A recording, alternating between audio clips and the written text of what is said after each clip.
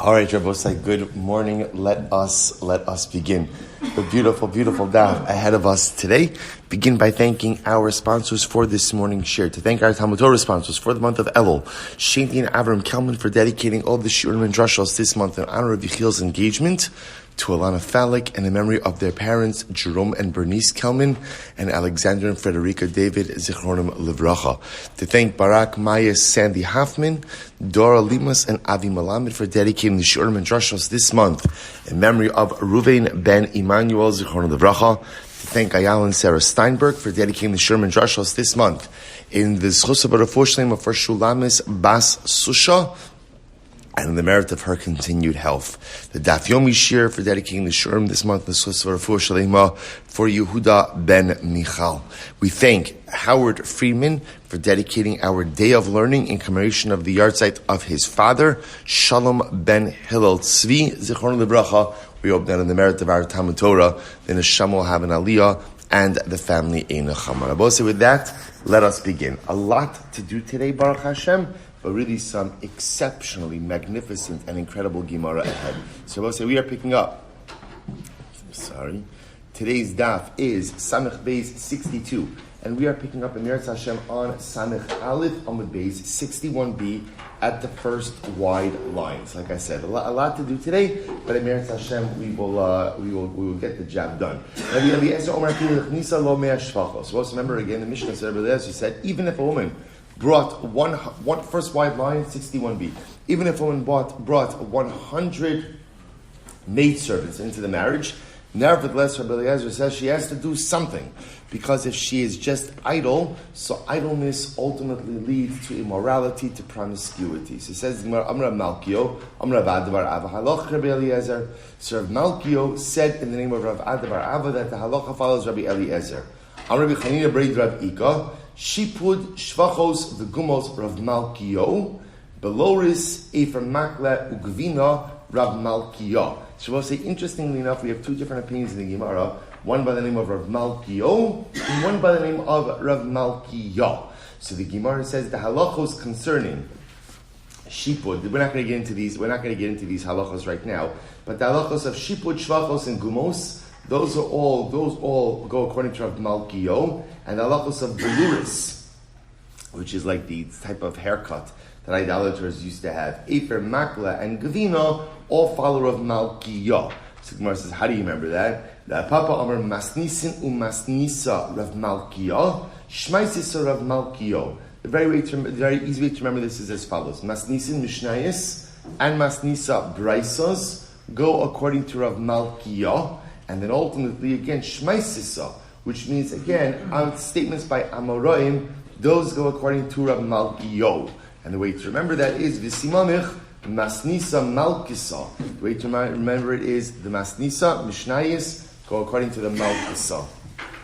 Literally again the queen, which is again the queen being a reference over here, ultimately again to Rav Malkio. So my benai, I will say, what's the nafkamina between these approaches? Ike benai shvachas. So I will say, so again, the only point of contention might be ultimately again who is the author of this particular statement regarding maidservants. Okay, Rav Shimon Gamliel. So what Rav Shimon Gamliel says?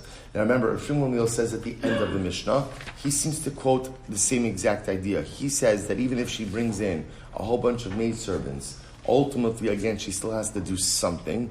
But his lashon is because idleness brings to shiamum. Shiamum means like insanity. So says the Gemara, Hainu Tanakama. I don't understand. So Rav Shimon Gamliel is saying the same thing as Rabbi Eliezer. In other words, they're both saying that even if a woman has enough of a staff to free her from all domestic responsibility, she still has to do something. Again, I will say, I want to point out, this is not a din in a woman. This is a din in people. People can't be idle. The best thing in life is to be busy. The busier you are, the better off you are in life. Too much free time, hobbies, this, that. Hobbies are nice. At the end of the day, work and work harder. Find something meaningful to sink your teeth into. Because if a person is idle, a person is not occupied at all times, most of us don't do well with large chunks of unstructured time. So the Gemara says over here, so at the end of the day, they seem to be saying the same thing, to which the Gemara says, Hainu Tanakama. So again, Rav Shimon Gamliel is saying the same thing as Rabbi Eliezer. It's actually very interesting. Ika v'naihu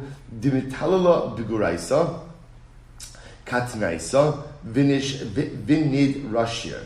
I will say the nafkamina could be the following situation of a woman who has a puppy, right? Puppies, right? That's the lashon over here of guraisa kitnaisa. Ultimately, again, she's busy with puppies, right? Or nidar shir are games. Our games. Look at Rashi. Rashi says over here, "The mutatal beguraisa kitnaisa v'ndasher misachekes beklavim dakim." She plays with little dogs. Uschok shekorn shtaker lidei zima ika lidei shemum leka. So here's what's interesting. You see, insanity, the concern about insanity, only comes about if mamish are occupied with nothing. With nothing. So in this case, if she has puppies or she has a board game, is she occupied with nothing? No, she's occupied. The problem is promiscuity is a concern when you're not occupied constructively. I would say such an incredible yisod. So is playing with puppies, and board games considered to be constructive engagement? No. I would say, by the way, interesting. See, playing with puppies is not considered to be constructive engagement. It's just another raya in my long list of Talmudic rayas. So I say, and anyway, the point there was it's actually quite fascinating. In other words, so the Gemara suggesting is like this. Reb Shimon Gamliel is nervous about what he calls insanity. Okay, going out of your mind. Rabbi Eliezer is concerned about immorality. So the fear of insanity is staved off as long as a person is engaged. In other words, the insanity piece, and insanity probably is a little bit too strong of a word, but the insanity piece is a concern if you're just doing nothing. If you're just staring into space, that's when we're concerned you're going to lose your mind. Okay, so doing anything addresses that fear. Immorality, it's really incredible. The concern of getting lured into immorality is not a concern of a person being unengaged. The concern of immorality is, if I'm not doing something constructive with my life, there's nothing to pull me away from the other things that lure me towards them. I would say it's such an incredible yisod. In other words, that the pull towards promiscuity is something that human beings, all of us, people in different ways, but everyone contends with at some way, at some stage in life.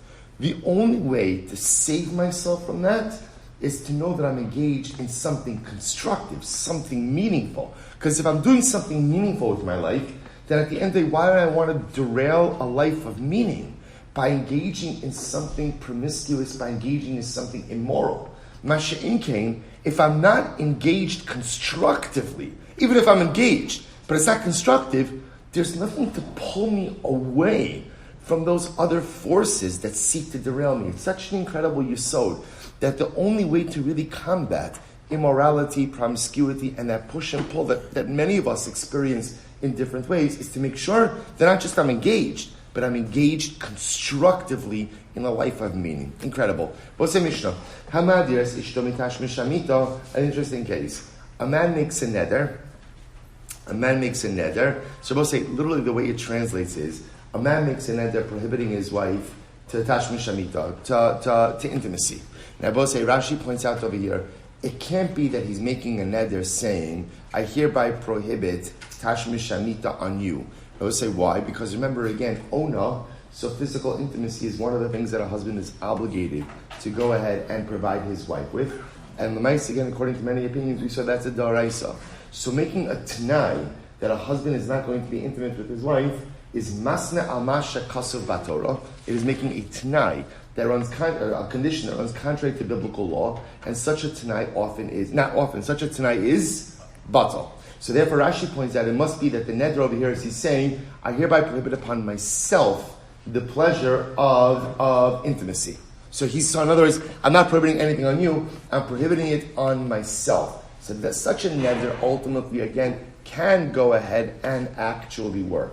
So Beishamah says, here's the shaila. How long could such a neder be in effect, and ultimately, again, a marriage still be sustainable? So if he makes a neder up to 2 weeks, in other words, a husband can make a neder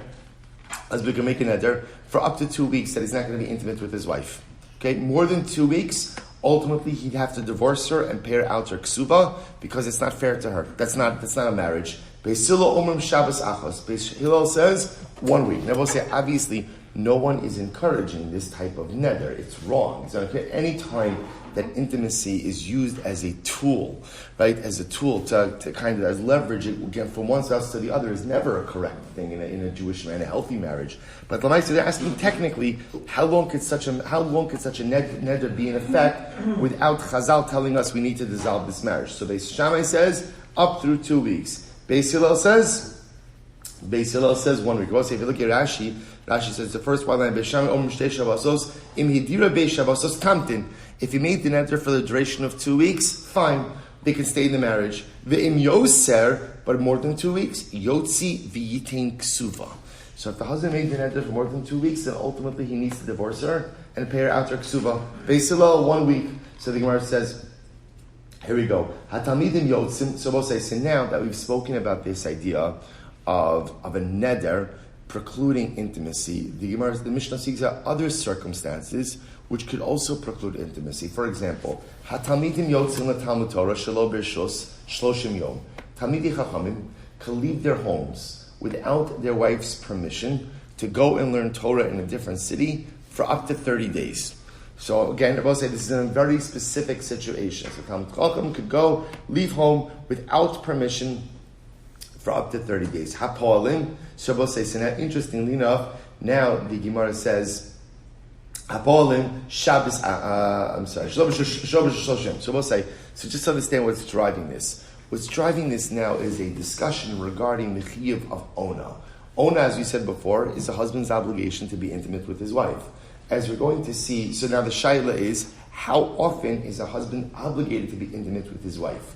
Well, we're going to see that halacha l'maisa, the core obligation, is fundamentally dependent on what a person does for a living.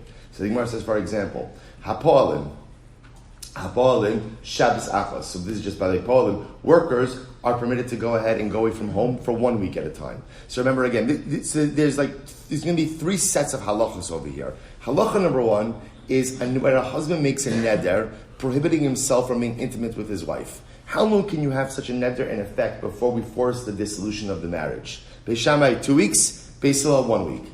Next halacha. Talmidei Chachamim could go away from home to learn Torah for up to 30 days, even without spousal permission. Workers, Poalim, could go away from home for up to 1 week without spousal permission. Okay, now part 3 of the Mishnah. Ha'ona ha'amura b'Torah. We'll say, what is the basic level of what we'll call conjugal frequency? Right? How often is a husband obligated to be intimate with his wife? So the Gemara says, Hatayolin b'chol yom. Tayolin are obligated every day. Now we don't know what tayolin are. We'll see that in the Gemara. Poalim is kind of a very generic term that just means workers. Hapoalim shtayim b'Shabbos. Poalim are obligated twice a week. Hachamorim, donkey drivers, achos b'Shabbos, once a week. Hagamolim, camel drivers, achos l'shloshim yom, once every 30 days. Yeah, we'll say, as we're going to see, a lot of this, in other words, where do these numbers come from? A lot of it is based on, just like, for lack of a better term, like availability, right? In other words, so what you begin to see is whoever these tayalim are, they're always around, right? The poalim, a little bit less. The donkey drivers, the gamolim, a little bit less. That's why, again, once every 30 days. The camel drivers, the donkey drivers are once a week. The camel drivers, even less, once every 30 days. Saponim are sailors, achos l'shisha chadashim, once every 6 months. Then I both say, again, remember, this is talking, these frequency is reflective that sailors were often away at sea for prolonged amounts of time. David Rabbi Eliezer. We'll say this is all the opinion of Rabbi Eliezer. So really, really fascinating Mishnah. Where here the Mishnah is outlining the obligation of Ona and is saying to us that the obligation of Ona is very much linked and dependent on what the husband is doing for a living. Incredible. We'll say, let's see the Gemara. So my time is the Beis Shammai. So we'll say, remember again, let's start with the first part of the Mishnah. We're going to go methodically through the Mishnah. What was the first part of the Mishnah? First part of the Mishnah, husband makes a neder prohibiting himself from being intimate with his wife. I will say, so again, remember, the problem with such a neder is it fundamentally erodes one of the important pillars of marriage. So the shaila is, how long could we have such a neder in existence before we force the dissolution of the marriage? Again, let's go through the machlokes. Beis Shammai, 2 weeks. Beis Hillel, 1 week. What's the logic? Says the Gemara, my time of the Beis Shammai, what's Beis Shammai's logic? So Gamri mi yoledes nekeva. So Beis Shammai learns this out from the case of yoledes nekeva. Rabbi say, this is actually very interesting. When a woman gives birth to a girl, midda oraisa, she is timeya.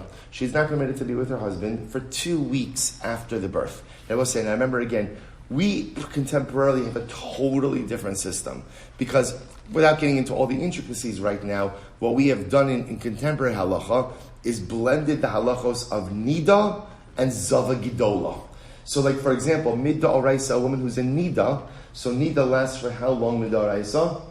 7 days. 7 days. And by the way, there's no clean days, bleeding days, it's 7 in totality. And after 7 days, woman goes to the mikvah. That's it. We have this system of 5 days and then 7 clean days. It's a combination of Zava Gidol that got wrapped into this. So Midda Oraisa over here, woman gives birth to a girl. For 14 days after she gives birth to a girl, she's not permitted to be, she's Tmeah. She's not permitted to be with her husband.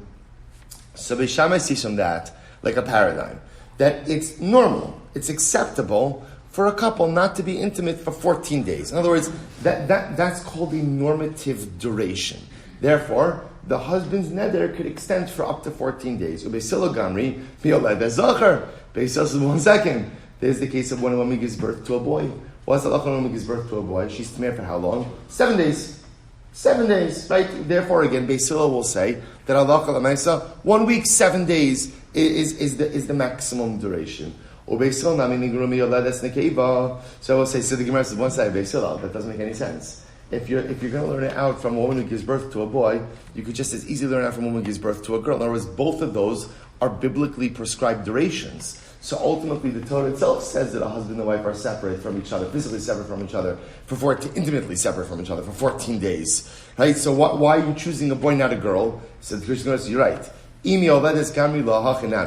If Beis Hillel was in fact learning this out from Yoledes, he would be correct.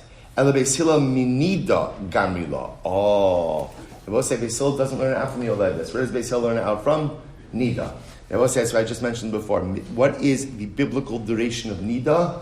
1 week, 7 days. So therefore, Beis Hillel says that 7 days is an acceptable duration in which husband and wife are separate from each other. Suppose what comes out is something really very interesting here. That halacha l'maisa, Beis Shammai is looking at, we're trying to figure out, just not, we're trying to, husband's making a neder, saying that I'm not going to be intimate with my wife. So we're trying to figure out, what's the maximum duration of that neder that's acceptable? In other words, to be clear, the neder is never acceptable. What we're asking is, what's the maximum duration before we force the dissolution of the marriage? That's the machlokes. So Beis Shammai will say, look, we have a halacha that says husband and wife are physically, are intimately separate after the birth of a girl for 2 weeks. We have such a concept like that. So 2 weeks is the maximum. Beis Hillel says, no, don't learn it out from Yoled. Let's learn it out from Nida 7 days. So Gemara says, what are they arguing about? This is very interesting. Mar savar midi d'shiach midi d'shiach. So Beis Hillel holds, you should learn out a common occurrence from a common occurrence. Rabbi say, this is incredible. Rashi says, what's the common occurrence? Common occurrence is that a husband gets angry and makes a neder like this, which is a sad statement, right? But Beis Hillel is saying this is a common thing. Husband gets angry, makes a neder, prohibiting himself from getting any benefits from his wife. So that's common. What else is common? Nida is common. So therefore, again, Beis Hillel says, learn out a common occurrence from a common occurrence. Umar Savar, midi duhu garim la, midi duhu garim la. Beis Shammai says, learn out a situation that he causes from a situation that he causes. Meaning what? So he's causing the neder. Learn it out from childbirth, which obviously only occurs if the husband is involved. Right? So that's okay. So you learn it out in different ways. Amarav machlokes b'mefarish alav b'stam divrei hakol yotzi la'al tavidi in Kesuvos. Furthermore, Rav comes along and says the machlokes between Beis Hillel and Beis Shammai is only when the husband explicitly articulates the duration of the neder. I will say, let's say he makes a neder and doesn't give a duration. Right? So he goes there and he says, I hereby prohibit myself from being intimate with my wife, and he doesn't give a duration of the neder. So what's the halacha? Rav says he has to divorce her immediately and pay her out her full ksuva. So the Gemara says, Shmuel says, no. Afilu bistam nami yamtin shema yimatzei pesach lenidro. Shmuel says, no. He doesn't have to divorce immediately.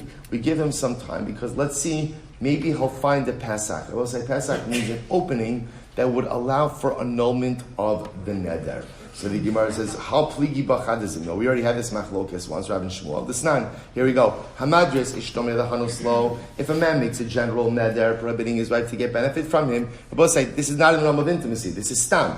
Man makes a neder prohibiting his wife from getting benefit from him. So yamtin shema yimatzei pesach. I'm sorry. Ad shloshim yom yamid parnes. So we both say up until 30 days. The net doesn't cause the dissolution of the marriage. He has to support her through a third party. In other words, she can't get benefit from him, but he could give a third party the resources, and the third party ultimately could support the wife.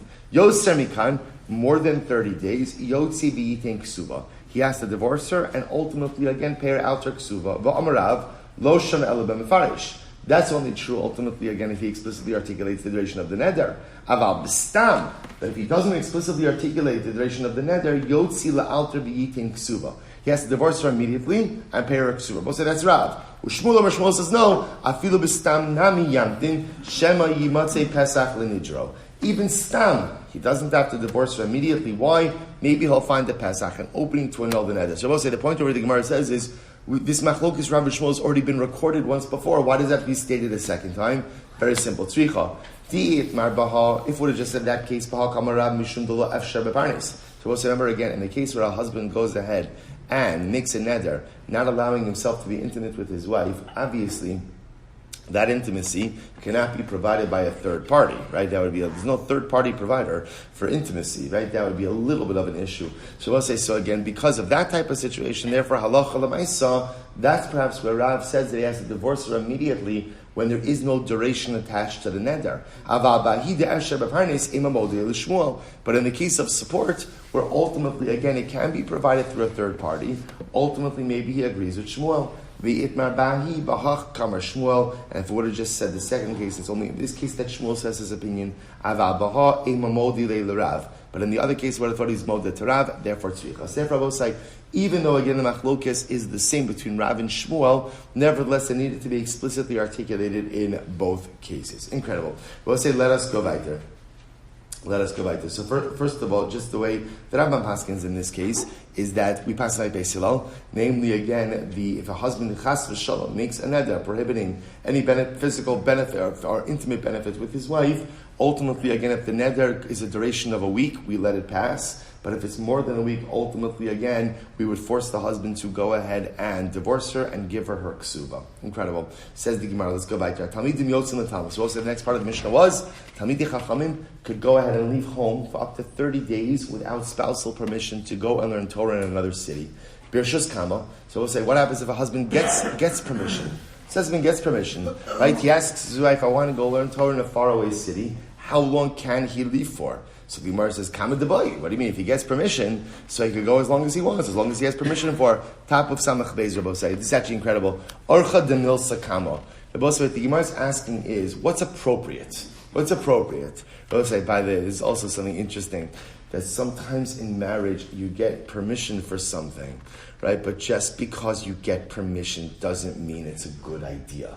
So therefore I will say, it's such an incredible use. Some things don't change in the world. I will say, so interesting enough, the Gemara is saying, so if you get permission, go along for even a longer amount of time. Okay, but what's the maximum amount of time that it's appropriate to be away? To which the Gemara says, Amarav chodesh kan chodesh v'bayis. Rav says, at most, you could go away for a month and be home for a month. Right? So you could be away for a month, home for a month. Shenamar, what's where this from? The chol dvar hamachlokes haba v'ayotzeis chodesh b'chodesh l'kol chodshei hashana. Rabbi Yochanan says, chodesh kan ushnayim bebeso. Rabbi Yochanan says you can go away for a month as long as you're home 2 months afterwards. Shenamar chodesh yu ba'levanon shnayim chadoshim bebeso. So I will say, interestingly enough, these psukim that are being quoted over here are the workers by the Beis HaMikdash. When Shlomo Melech commissioned the workers for the Beis HaMikdash, he needed a massive workforce. So it's interesting. So the first part of the pasuk seems to indicate that what? First part of the pasuk seems to indicate that the workers were away for 1 month working, were home for a month. Second part of the pasuk seems to indicate that they were working away from home for 1 month, home for 2 months. The Rav Nami my time alone Amra Meahi. So why doesn't Rav learn out from Yochanan's pasuk? To which the Gemara says, Shaini binyan beis hamikdash. I'm sorry, I said that was incorrect. The first pasuk ultimately again. That is correct. Fine. The first Rav is quoting his pasuk from Divrei Yamim, and Rabbi Yochanan is quoting his pasuk from Malachim Aleph. So why doesn't Rav go ahead and learn it from Rabbi Yochanan? Shaini binyan beis hamikdash te'efshar al yedei achirim. Rabbi say this is incredible. Rabbi Yochanan's pasuk, I should say it a little bit differently. The first pasuk is talking about those who served in the general service of the king. That's Rav's pasuk. Rabbi Yochanan's pasuk, where it's 1 month home, 2 months away. I'm sorry. 1 month away, 2 months home, just the opposite. Is talking about the building of the Beis Hamikdash. So the Gemara says, why doesn't Rav learn out from Rabbi Yochanan's pasuk? Shiny binyan the Beis Hamikdash. Beis Hamikdash is different. Why? The efshar al yedei achirim. Because Rav will say again. Rav will say like this: when it came to the building of the Beis Hamikdash, you could be away from home for 1 month, right, and home for 2 months. Why? Because the Beis Hamikdash has to get built. It needs a workforce. Does it need you? No. Therefore, if you're going to be away from home for a month, appropriate to be away from home for 2 months afterwards. But Rabbi said, listen to this. Contrast that with the learning of Torah. Rabbi said, only you could learn your Torah. No one else could learn your Torah on your behalf. In other words, the Beis Hamikdash has to get built. Whether you build it, whether I build it, doesn't really make a difference. The ikar is that it just has to get built. When it comes to Talmud Torah, however, again, halacha l'maisa, you have to learn your Torah, I have to learn my Torah. I can't fulfill your obligation, you can't fulfill my obligation. That's why Rav holds that halacha l'maisa, when it comes to Talmud Torah, 1 month at home, or I should say 1 month away, 1 month at home. When it comes to Binyan Beis HaMikdash, it's 1 month away, 2 months at home. Because l'maisa, if you spend an extra month at home, that's fine. The workforce rotates. Such an incredible yisod. Rabbi Yochanan, so we'll say, the deeper message is, when it comes to matters of your own ruchnius, you cannot outsource that. Only you could take care of your ruchnius. No one else can ever say, and this is so incredibly important, because, we live in an age where everyone wants to be inspired. The mistake we often make when it comes to inspiration is we assume that it is someone else's responsibility to inspire us. Right? We outsource inspiration. We outsource spiritual success. No one has responsibility for your inspiration except for you. Are there people who could help maybe, kindle a little spark? Of course, we all need someone to kindle a spark. But l'maisa, inspiration is not something you glean from someone else. Inspiration is something that you create inside of you. Your Torah, your ruchnius, your spirituality is something that could only be handled and ultimately mastered by you and you alone. Such an incredible yisod. Rabbi Yochanan, my time of why doesn't Rabbi Yochanan learn out from the same source as Rav? So he says, Shiny Hasam, the Islay Harbacha. It was different, Rabbi say, because Rav's pasuk was talking about those who worked for the king. So Rabbi say, when you worked for the king, you made a lot of money. So therefore, I will say, because you had the opportunity to make a lot of money, so ultimately, again, it was okay to be away for 2 months. It was okay to be away for 2 months. So we'll say, we learn a very important, so we'll see more about that in just a moment. So therefore, that's not good, that doesn't create a paradigm. So in other words, Rabbi Yochanan will say the paradigm ultimately is, if you're going to be away for 1 month, then ultimately, again, be home for 2 months afterwards. What about the workers of the king who are 1 month home, 1 month away? They're making a lot of money. So because they're making a lot of money, therefore again, their wives were a little bit more accepting that Allah Chamaisa, they were away for more prolonged or more regular amounts of time. Amarav, so we'll say incredible Gemara. Anocha shoveres chatzi goshal. And I will say, so I just want to point out over here, we're going to have a lot of different topics, some beautiful agarita. The linkage are the people who are being quoted. We just quoted Rav before, we're quoting Rav again now. So Rav says, Anocha shoveres chatzi gufo shel adam. I will say, Anocha is literally sighing, right? A krach, right? And Anocha, sigh, literally has the ability to break half a person's body, right? So we'll see what this means. Shelema, ve'ata ben adam ha'anach b'shivron masnayim u'b'merirus te'enach. So we'll see, the Gemara is quoting the pasuk from Yechiel, and you, Ben Adam, this is Hashem speaking to Yechiel, you, Ben Adam, ha'anach b'shivron masnayim, which literally means, when you sigh, it'll break you to the loins. The loins are midpoint of the body. So you see from here that sighing breaks half a person's body. Rabbi Yochanan says, Af kol gufo shel adam. No, sighing has the ability to break a person's entire body. Shene Amar, Vayoki Yomru Eilecha Al Ma'ata Ne'anach, Va'amarta Al Shmua Ki Ba'a V'namas Kolei V'rafu Kol Yadayim V'kiyasa Kol Ruach V'chol Berchaim Telach Namum. Maia, So we'll say, so here, the pasuk over here that they're quoting, also from Yechiel, seems to indicate that a sign, Ne'anach, has the ability to remove all of the strength of a person. So the Gemara says, Rabbi Yochanan, Nami haksib shivra masnayim. Rabbi Yochanan, what do you do with Rav's pasuk that says that ultimately sighing only breaks half of the body? Hahidichi maschala mi masnayim maschala. It means that when a person sighs, they begin to lose koach from the midpoint of their body and it spreads out from there. So the Gemara says, V'rav nami haksib namas koli v'rafu kol yadayim v'kasa kol ruach. Rav, what do you do with the pasuk of Rabbi Yochanan that says that sighing breaks the entire body? Shaindy shmur the beis hamikdash tekifa tuva. It's different. That sighing that Rabbi Yochanan's pasuk is referring to is a sighing, a sadness over the destruction of the beis hamikdash. And a sighing over destruction of the beis hamikdash, Rabbi say, has the ability to literally deprive a person of all their koach. Rabbi say, what does it mean when the Gemara says here? So we have the machlokes, right? Does sighing sap you of half of your vitality or all of your vitality? They will say, what's a sigh? What does that mean? Rabbi Nachman says something so beautiful. He says, Anocha, a sigh, is a sign of yeosh, is a sign of despair.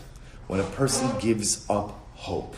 So Rabbi says, it's a fundamental machlokes. When you give up hope, how much of your life vitality does that deprive you of? So Rav says, not all of your vitality, but half of your vitality. Rabbi Yochanan says, when you're miyayish, when you sighing is the ultimate sign of yesh, the ultimate sign of giving a hope, you lose all of your vitality.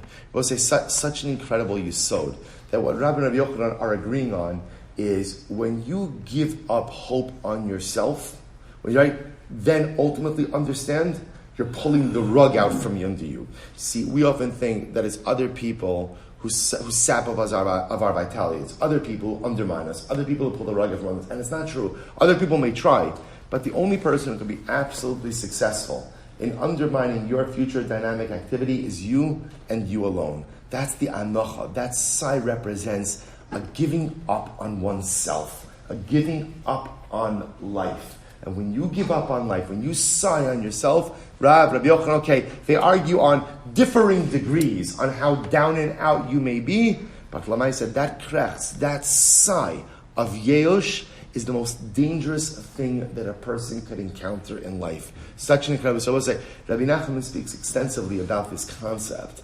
that people think the worst thing you could do in life is an aveira. He says that's true, but the worst aveira a person could commit is yeosh. Is when a person gives up on themselves. The moment you give up on yourself, that's the worst aveira. Because when you give up on yourself, anything and everything becomes possible afterwards. That's the anocha, that's the side that the Gemara is referring to over here. So I'll say the Gemara tells an incredible story. Listen to this. Hahu Yisrael v'Ovikon. We'll say Samech Beizim with Aleph, right across from Tosos Tayolin. Hahu Yisrael v'Ovikon Chavim Davu Ka'azli ba'Archa. There was once a Jew and an idolater who were traveling together on the road. So the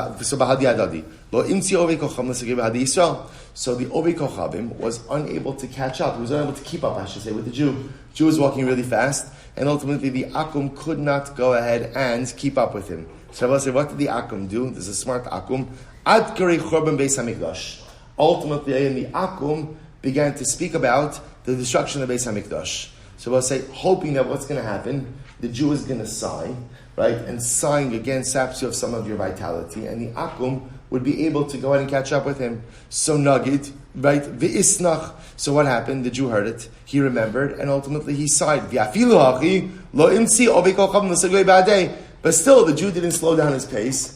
And ultimately, again, the Ovei Kochavim could not keep up. Amalei. So the Avram says, I don't understand. I learned Kesuvos Daf Samech Beis Amud Aleph. Lav Amrisa. Anocha Shoveres Chatzi Gufo Shel Adam. So the Akum says to the Jew, I don't understand. The Gemara says that sighing saps a person of half of their vitality. Amalei, the Jew says, it was incredible. Amalei Hanimili Milsacharati. That's true when you sigh over something new. When you sigh over something new, in other words, I will say, here the anocha is used as a sigh of sadness. When does sadness sap one of their vitality? When I'm sad over some type of new event. Aval ha, tishanan balo, but the Churban Beis HaMikdash, unfortunately, as sad as it is old news, and because it's old news, ultimately, again, it doesn't sap a person of their vitality. To which the Gemara says, by the way, it's such an incredible idea. So there's two pieces over here. We were talking about anocha sighing, ultimately, again, as a form of yeush, as a form of despair. Here the Gemara is talking about sighing as a form of sadness. And you see over here also the incredible way that sadness depletes a person also.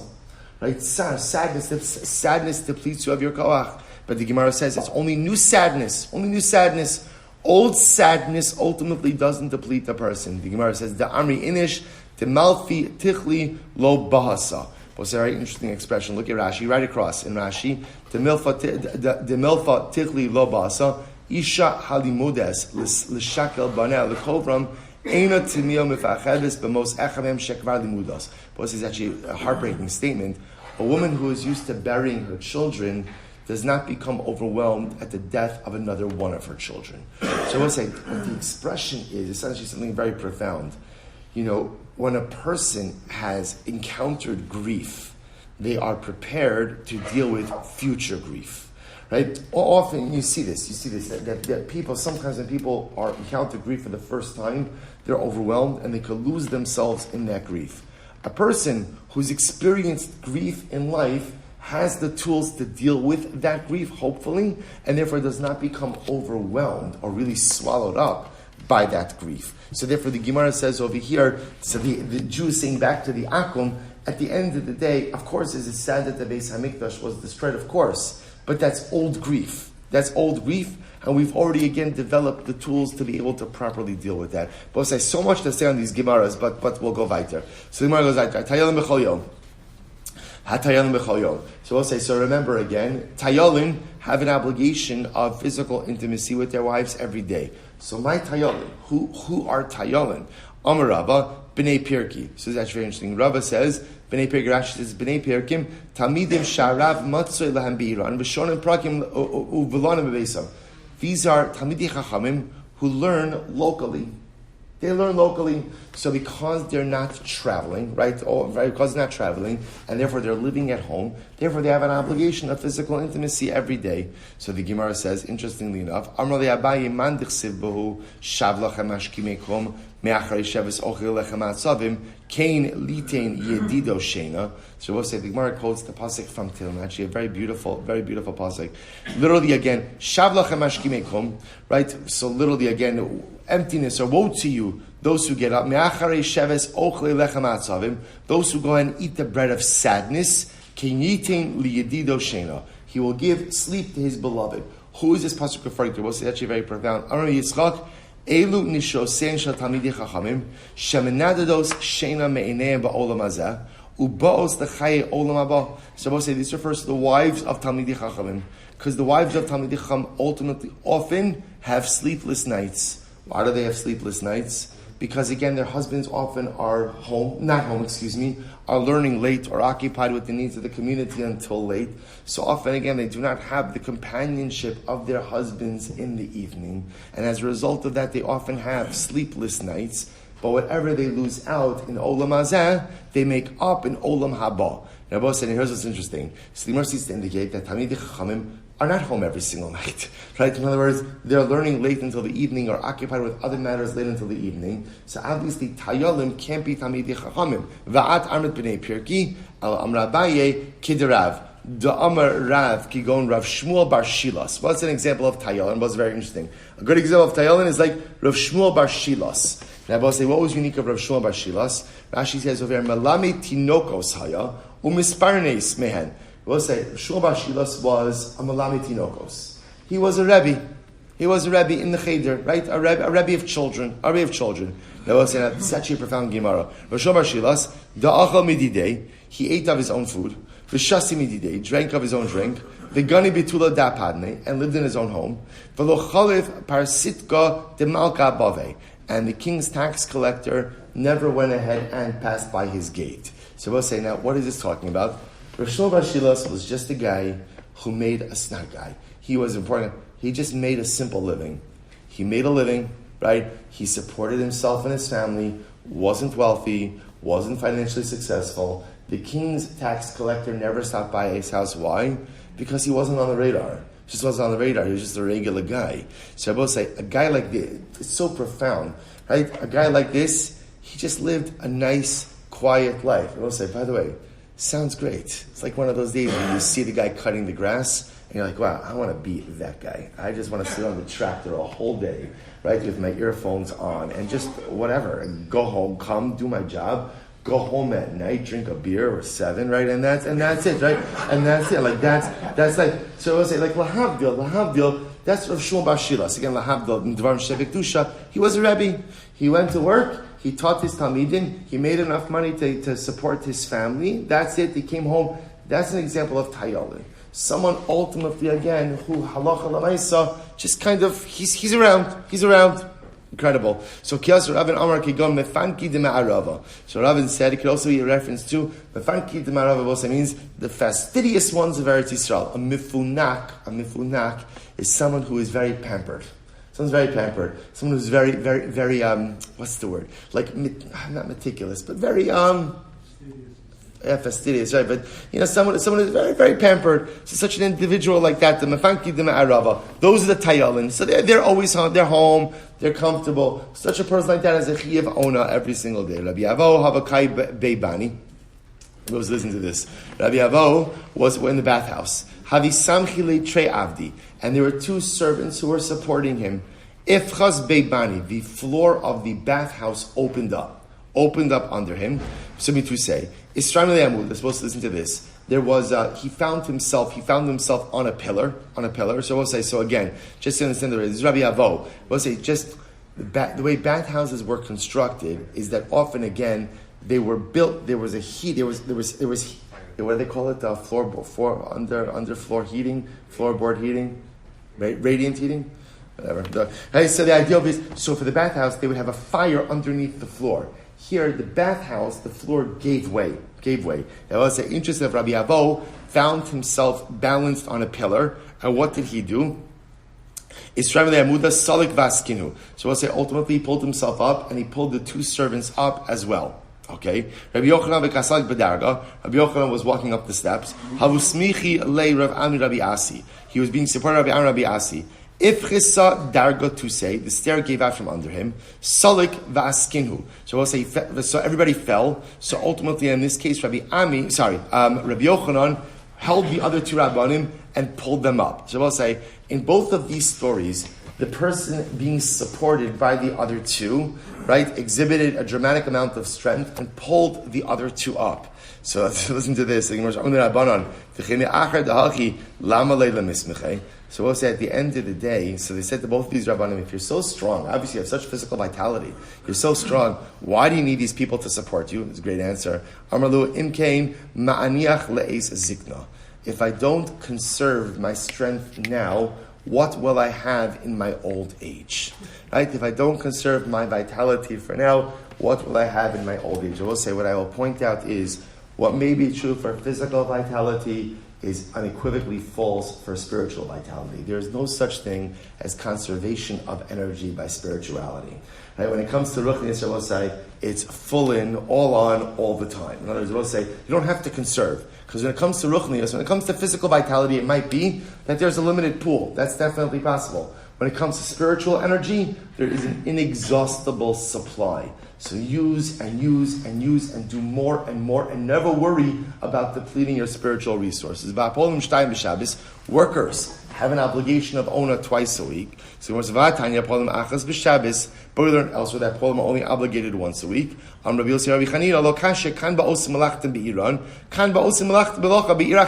Okay, here's the fundamental distinction. It depends where the Polim work. If they work ultimately again in their own city where they live, twice a week. They work in a different city once a week. Once a week. Taina Hachir Brisa that supports this. Hapolim Shtayim b'Shabbos. Polim are obligated to engage in physical intimacy twice a week. When is this so? And if they work locally, but if halacha l'maisa, they go ahead and they work in a different city, they're only obligated once a week. Hachamorin achas b'Shabbos, donkey drivers are obligated once a week. Amrali Rabba Bar Rav Chanala Abaye. So here's what's interesting. So remember again, if you go back to the beginning of the Mishnah, Machlokes Beishamai and Beisilel, about the duration of a neder prohibiting intimacy. So I'll say, interestingly enough, the Gemara says, I don't understand, is that entire Machlokes only here to teach us halachas regarding Tayolin and Polim? Because remember again, once you get past the Tayolin and Polim, everyone has a less frequent obligation of ona. So whether they make a neder for 1 week or 2 weeks, it's not going to impact them at all. So does that entire part of the Mishnah, first part of the Mishnah, just there to teach us about the Tayla and the Poel? Amar leilo, Amar Bezer will say, Amar leilo, Akulu. Akulu, ultimately, again, is coming to teach us about everyone. What does this mean? I will say now, this is incredible.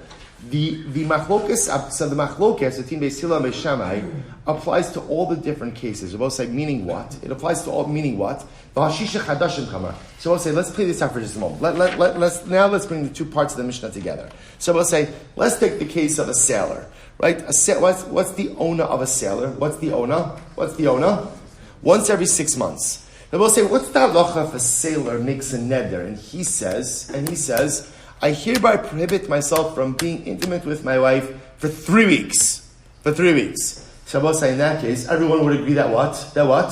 Yotzei v'yiteng ksuva. He has to divorce his wife. Such a marriage is not sustainable. And he has to bear a ksuva. But 1 second. His owner to begin with was only once every 6 months. That's the nature of his profession. So why would a 3-week neder cause the obligation to dissolve the marriage and pay out the Kesuvos? It is incredible. Why? I will say this is such a profound Gemara. You cannot compare someone who has bread in their basket to someone who does not have bread in their basket. In other words, I will say this expression, of course, is by Rashi's le'inyan tainus. On a fast day, right? They will say, so again, if a person is fasting and they know that whenever they want, the food is on the table. Whenever you have to, the food is on the table. So everyone knows. So that gives a person the koach to continue to fast. Whereas if a person is fasting and there's no food available at all, so suddenly again it becomes much. In other words, the knowledge that something is available to me, even if I'm not going to avail myself of it, is much easier to bear than knowing that the item is not available to me at all. So also it's incredibly profound. So a sailor's wife, she knows that her husband is gone for protracted periods of time. But let's say for some reason, unexpectedly, he comes home. So she knows that if for some reason he's granted, shore leave, and he's able to come home, that they could be together. Masha'inkin, if there's a neder, right? If there's a neder precluding that from occurring, so suddenly again it becomes a much more intense and difficult situation. So even for the sailor, whose owner ultimately again is limited to once every 6 months, halacha l'maisa, a neder would still be problematic by him as well, which is really quite a profound idea. So the Gemara says, it was a very interesting case. What happens if a person is a donkey driver, and then he becomes a camel driver? Others will say, this is an interesting shaila. Can you switch professions? Because remember again, the owner for a donkey driver is how often? Once a week. Right? For a camel driver, once every 30 days. So is a husband allowed to switch professions, or does he require the consent of his wife? Amrle, wrote, it was this incredible Gemara, wrote isha bekav v'tiflus me'asara kabenu prishus. I will say, so this is the expression. The expression is a woman would rather have less materialism and more of her husband than more money and less of her husband. Shabbos say it happens to be like it's a dramatic Gemara that I will say that ultimately men would often rather have more money and less relationship. Women would rather have more relationship and less money. It's an incredible Gemara. Shabbos say, so therefore what that tells you is that halacha l'maisa, if a husband is going to make a change in profession, and that change in profession is going to go ahead and require him to be away more often. Halacha l'maaseh, he needs the reshus of his wife in order to go ahead and make that career change, because it'll change the intimacy in their marriage as well. Incredible. I will say it's also just like an incredible din in Shalom Bayis, that sometimes, so often, Shalom Bayis problems occur only because a spouse is not attentive enough. In other words, nothing replaces the presence of a spouse. Nothing, and sometimes again, what we don't realize, especially I will say in today's day and age, where we're always on our phone, we're always this. You could be physically somewhere, but yet you're totally not emotionally present. Totally not emotionally present. So a person can be spending time with their wife, but you're on your phone the whole time. But I'm here. You're not there. You're not there. If you're on your phone, you're not present. If you're on your computer, you're not present. You could be physically in the same room, but ultimately, again, if you're on something else, l'maisa, you're not present in the relationship. And halacha l'maisa, the Gemara says that what a wife often needs more than anything from her husband is presence. I need to know that you're there, and that is often more important than any type of monetary accomplishment he could gain. Incredible. So Gemara goes weiter. Has saponim achos l'shisha chadash nir Elazar. So we'll say saponim, sailors, once every 6 months. Amar Barona, Amarav, halacha Rabbi Eliezer. Halacha Rabbi Eliezer. Amar Rav Ava, Amar Rav Zidi Rabbi Eliezer. Avachachomim Omrim HaTalmidim Yotzin Talmud Torah. Beis the Gimel Shanim Shalom B'Risha. So also Rabbi Eliezer was one who said in the Mishnah that Talmid Chacham could leave up to 30 days without spousal permission. The Chacham disagreed. The Chacham say Talmid Chachamim could even leave for up to 2 to 3 years without spousal permission to learn Torah. Amar Rava, Samchu Rabbanon Adrab Adabar Abba Va'avdei Uvda B'Nafshayu. So Rava says, listen to this. Talmidei Chachamim, they rely on Rav Adabar Abba. Rav Adabar Abba was the one who said that the Chacham allowed Talmid Chacham to leave for even up to 2 or 3 years. But just know that if you do that, Avid Uvda B'Nafshayu, you're taking a risk with your own life. Taking a risk with your own life, leaving home for such protracted amounts of time. And Rabbi said, what does it mean taking your life into your own hands? Rabbi says it's an incredible Gemara. Ki had Rav Rachumi habeshchiach kamei de Rava. Rav Rachumi, Rabbi said, used to learn in the yeshiva of Rava. In Mechuzah, hava ragil dava asi lebese kamali yom dekipure. So Rabbi said he stayed away. In other words, he learned away from home. He learned in Mechuzah the entire year. When would he come home? He would come Erev Yom Kippur. And Mepashus, he was still through Sukkis. Bein Azmanim. He was still through Sukkis. Okay. Let's say, watch this. Yom Echad Meshachtei Shmaisa. One day, ultimately, Erev Yom Kippur, he got caught up in his learning, and he lost track of the time. Hava Mesachia Devisu. So I will say, watch, imagine the scene. His wife, expecting her husband home at Erev Yom Kippur, is waiting outside. She's waiting outside for him. Hashta asi. And she's saying to herself, he'll be home any minute. Lo asa. He didn't come home. Chalash daita. She became very sad. Achis dim asa me'ina. And she shed a tear. So the Gemara says, Havayaseh be'igra. At that point, Rav Rachumi was sitting in the attic. If his egra mituse, the floor gave way from under him, v'nach nafshe, and he died. They will say, why did he die? For the sin of causing his wife to cry. Now, I both say, you say to yourself, it's totally counterintuitive, right? Lamaisa, she was sad that he didn't come home. So what's the punishment? That she was sad that he didn't come home. Now he's dead. So I will say, so remember again, what's unfolding over here is that Rav Rachumi was responsible for causing pain to his wife. Causing pain to any Jew is a terrible, terrible thing. Causing one's wife to cry. And Rabbi said, this is halacha l'maisa. This is Gemara. This is Torah that we live by. Causing one's wife to cry is an unforgivable transgression.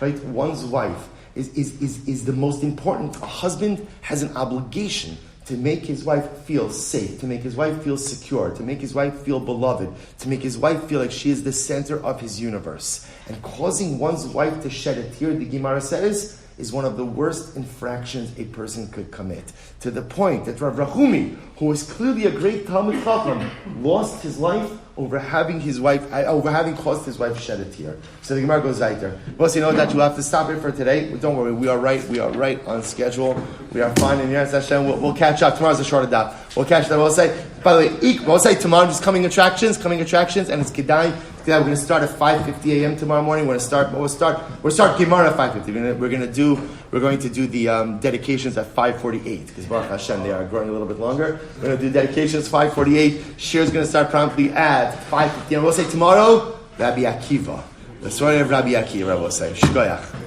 All right, Chevron Zoom. Have a great day, everyone.